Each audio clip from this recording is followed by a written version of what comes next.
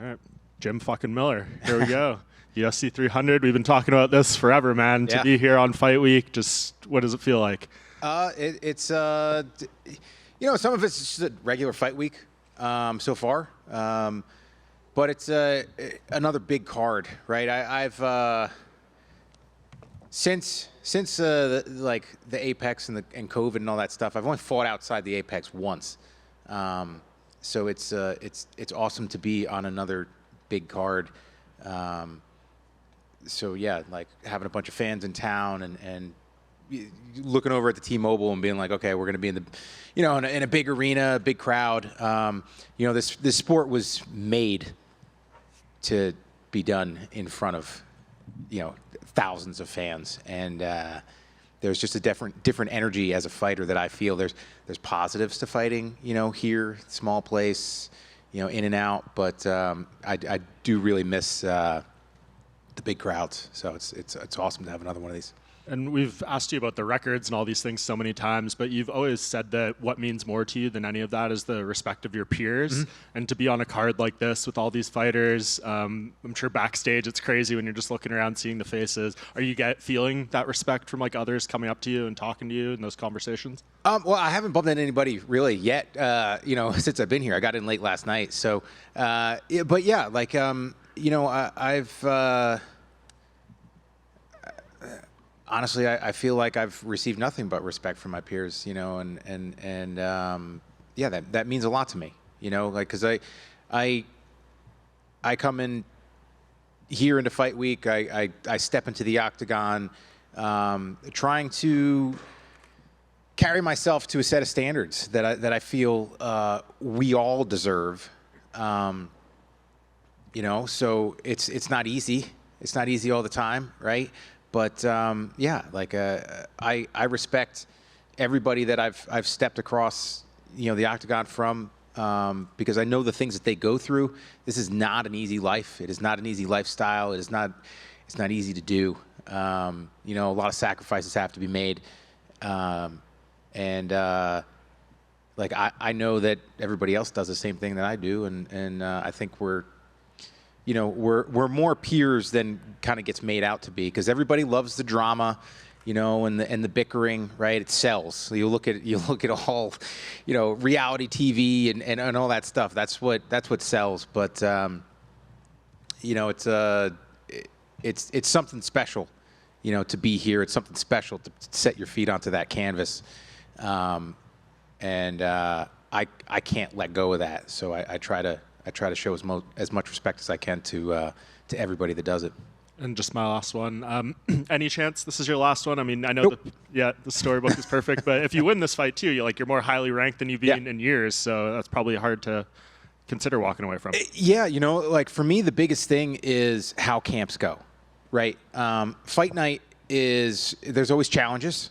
You spend a couple days cutting weight.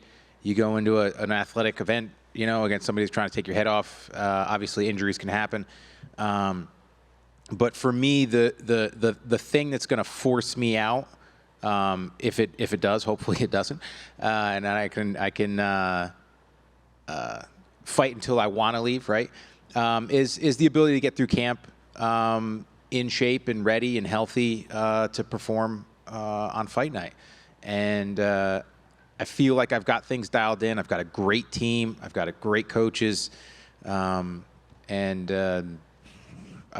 I'm using my head. So, I don't like making mistakes, and I know the secrets for me to get to the fight, and it's really kind of simple at this point. Just stay healthy and be in shape, not do anything stupid.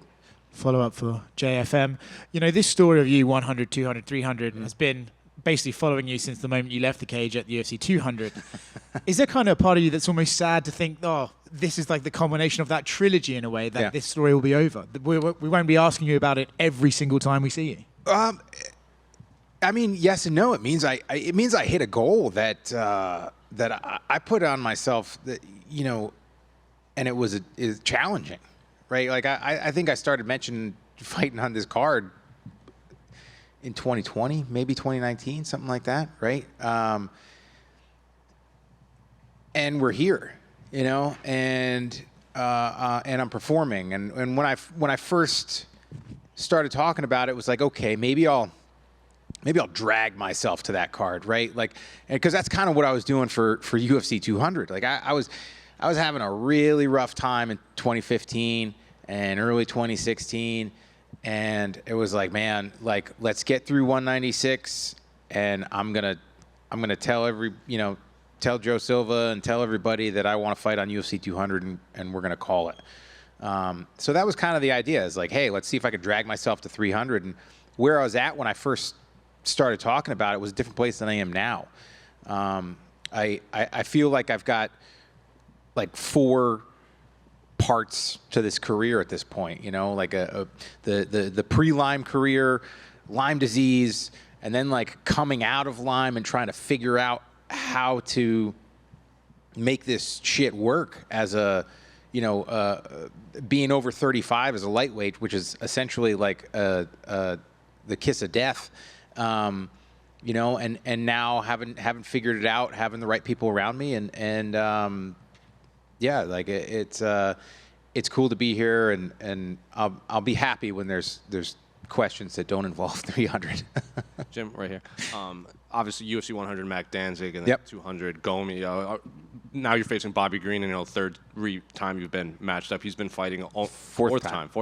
Yeah. Been fighting almost as long as you, just not in the UFC. So you also finally happy to get past this Bobby Green chapter of your life too. What?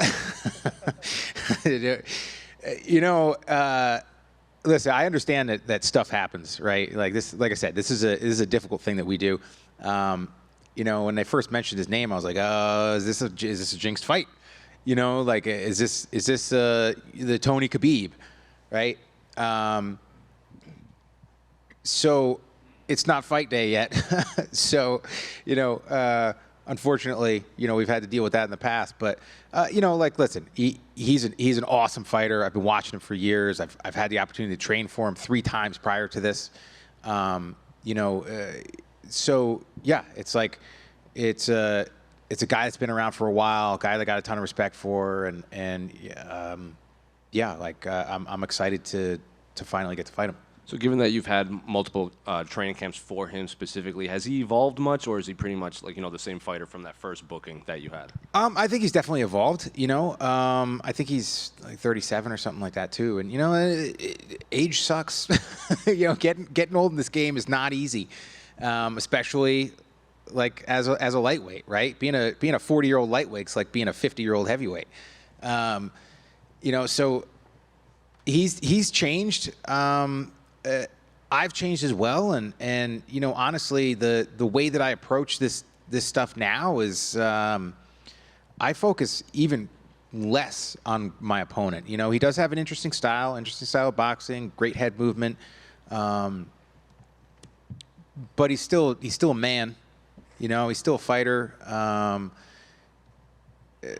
If I hit him hard enough, he's going to go down. If I wrap my arms around his neck, he's going to go unconscious. So it's definitely a different fight than it could have been 10 years ago. We're both different fighters, and I know that I can't be the guy that I was 10 years ago. I've moved on from that. So yeah, like it's a fun fight. It really is. I'm excited for it.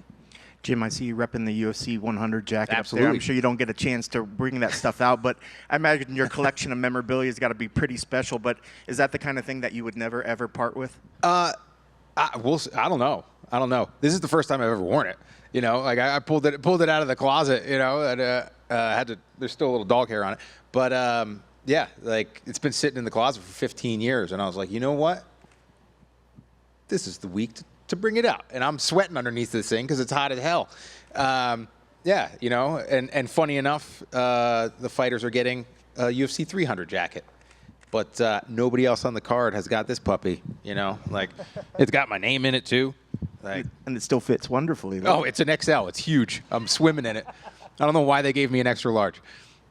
Jim, down here to your right. I know you said that retirement is not something that's on your mind, but given the historical nature of this event and how long you've been competing for, if you can, if you can think about it, what has been the highlight of your career? That's a really tough one. I don't know. I don't know if there's one moment to really hang it on. You know, it's there have been those fights, those performances where it's like, yeah, you know, like obviously that first Joe Lozon fight was an amazing fight to be a part of, right? That's like, if I close my eyes, I can still hear the crowd in between rounds.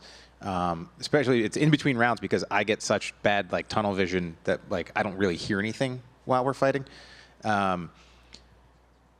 And then, you know, some of the performances, and they were awesome, and sharing, you know, being able to share events with getting my kids to come to a fight, which was not easy, you know, since I have 4, and I didn't want to bring the older ones before, you know, I brought the younger, especially at that time in my career where I didn't know how long I was going to be able to fight.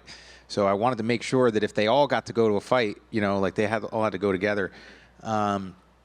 Yeah, I don't know. Honestly, I think it might be better. It might be better that way, that, you know, like I've had a lot of really cool moments, you know, and yeah, over the years it's tough to pick. So we'll go with that. Hey, Jim, right here. Yep. Jim. If in a few years the UFC were to call and say, hey, what role would you like at a UFC 400 if you're not fighting? Have you thought about what you would want? Not yet. No. Yeah. You know, like I'm still sitting in the fun seat, you know, getting to do the cool stuff. So, yeah, we'll see. We'll see about that. I don't know. Maybe Ring Car Girl. Let's go. Thank you.